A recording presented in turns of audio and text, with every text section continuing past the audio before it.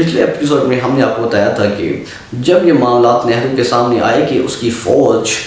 پاکستانی فوج کا اور مجاہدین کا مقابلہ نہیں کر سکتی، تو وہ خود یونائٹڈ نیشن کے پاس گیا اور معاملات کے حل کے لیے کہ کشمیر کو ٹیبل ٹاک کے ذریعے حل ہونا چاہیے۔ لیکن بعد ازاں جب پاکستان نے اس بات کو تسلیم کر لیا اور اپنی افواج اور اپنے مجاہدین پیچھے بلوا لیے،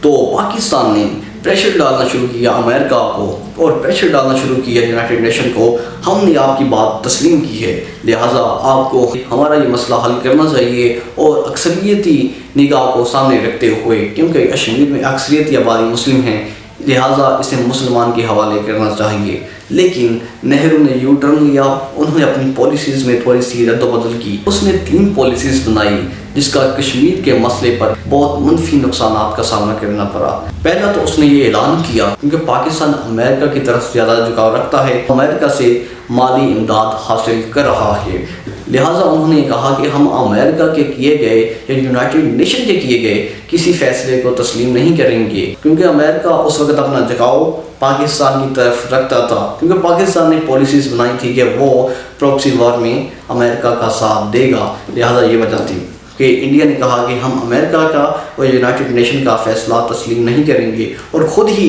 وہ گردانی انہوں نے شروع کر دی۔ اور دوسرا نہرو نے یہ پالیسی بنائی کہ انہوں نے آکوپائڈ کشمیر میں انہوں نے ایک پروونشنل اسمبلی بنائی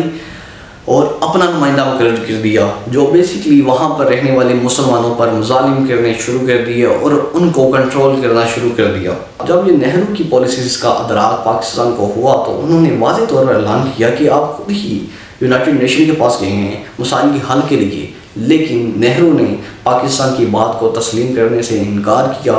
اور کہا کہ ہم امریکہ کے ذریعے مسئلہ کشمیر کا حل کروانا ہی نہیں چاہتے۔ اگلے ایپیسوڈ میں ہم بتائیں گے آپ کو کہ پاکستان نے انڈیا کی اس بات کو بھی تسلیم کیا، ڈائیلاگ شروع کرنے کے لیے انہوں نے امریکہ کے بجائے سوویت یونین کا انتخاب کیا کہ یہ ہمارے مسائل اور ہمارے درمیان معاملات کو حل کرے۔ ہم اگلے ایپیسوڈ میں دیکھیں گے کہ سوویت یونین نے اپنا کیا کردار ادا کیا، اور یہ دیکھیں گے صدر جنرل ایوب خان نے کشمیر کے متعلق کیا پالیسیز اپنائی اور انہوں نے کس حد تک کوششیں کی۔ دیکھتے رہیے اور سبسکرائب کیجیے آپ کے اپنے چینل سروے آف ہسٹری کو۔